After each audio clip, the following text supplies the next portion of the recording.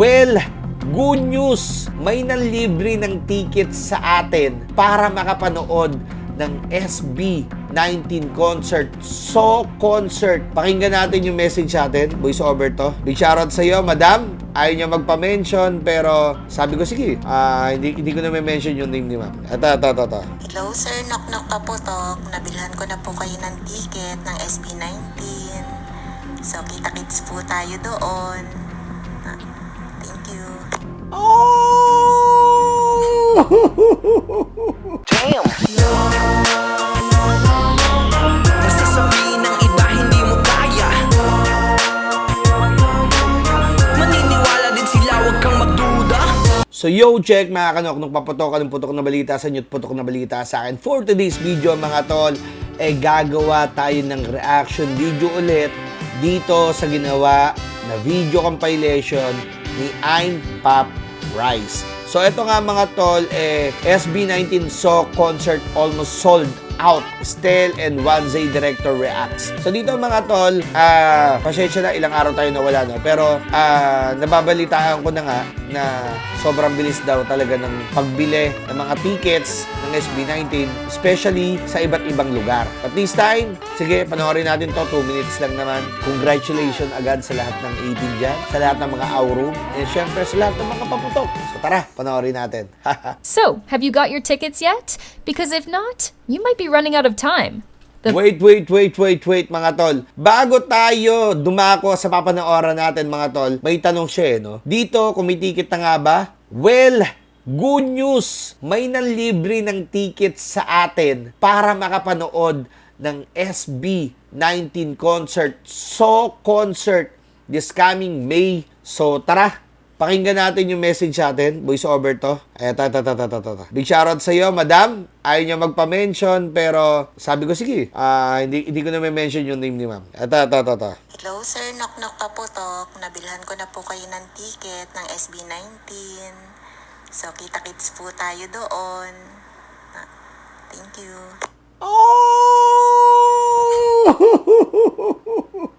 Actually, nung chinat niya ako, sabi ko, akala ko, nakabili siya ng ticket. Yung pala, binili niya ako ng ticket. And hindi lang ako, pati si Dogs G, binili din. So, magkatabi daw kami ni Dogs G. And I hope kilala mo ko, Sir Dogs G.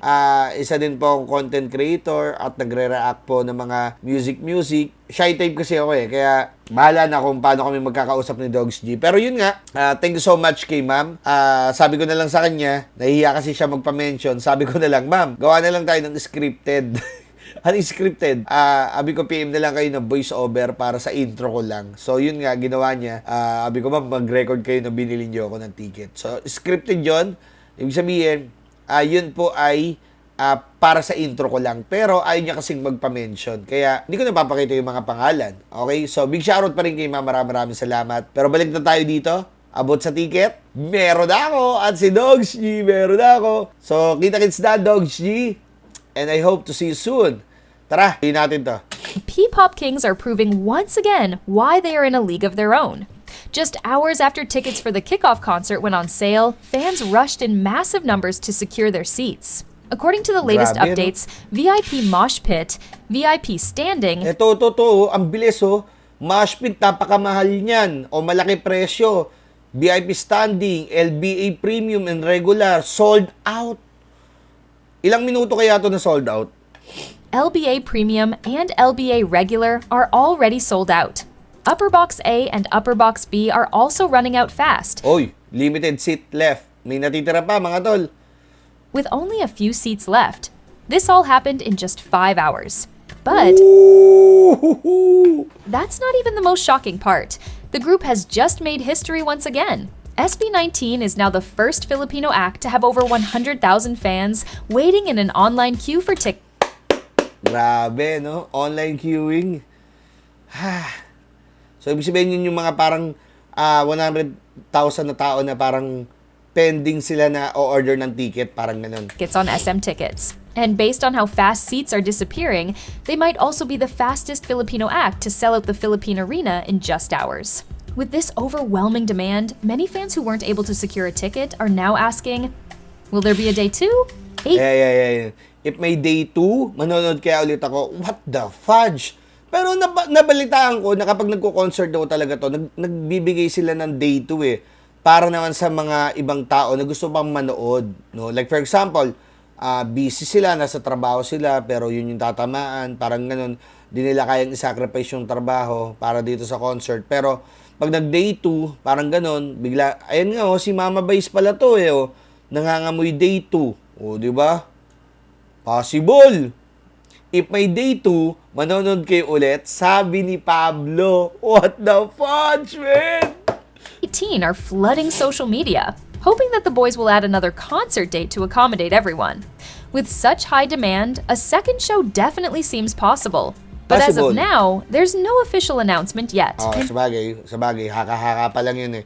Parang namumulso pa lang dun si Pablo. Speaking of reactions, it looks like even SB19's Stell and their team were overwhelmed by what happened. Stell took to Instagram broadcast channel and simply Hala. What? Oh, even sila gulat pa rin eh, no? Napaka-humble talaga nitong mga to eh. wrote in all caps, "What?" followed by multiple question marks and exclamation points. It was short, but it definitely showed how shocked he was with how fast the tickets were selling. On the other hand, Onesie Entertainment's marketing and account director also expressed her feelings about the situation. She posted on X with just a crying emoji, leaving fans wondering what it meant. Galing, no? Sobrang overwhelmed sila, no? Nung kumaga nagtuturn sila ng cry, yung tears of joy na tinatawag, no? Ubus eh. Does this mean they already know that the concert is officially sold out? Or are they just as overwhelmed as everyone else? Well, we'll have to wait for the official confirmation. But one thing's for sure, this is already shaping up to be one of the biggest concerts in P-pop history. Dinig kita? Ano to? Dinig kita. So, Guys, pa-comment ka na itong dinig kita. what do you think about SB19's latest record-breaking moment? Should they add a day 2? Let us know in the comments. Tingin ko meron dito yan, tingin ko. Sa akin para mas marami ding nalungkot kasi na naubusan yata ng ticket. Pero para mas masaya para sa lahat, sana may day 2. Alright, thank you so much. And syempre, subscribe tayo dyan. Subscribe kayo para ma-inform kayo sa mga videos na paparating. Actually, pinapanood ko si I'm Pat Price kapag magre-react tayo. So, para at least hindi siya ganun kahirap. So, maraming salamat. So, kita-kits, may ticket na si Noknok Paputok ng SB19 mula kay... Thank you so much, Miss J. Miss J na lang para, initial niya na lang. Miss J. Yan. Initial niya lang yan, ma'am, ha?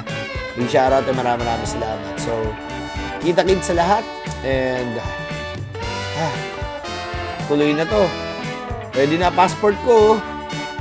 Oh, tuloy na to. Ready na passport ko. Manonood na tayo ng concert. Let's go!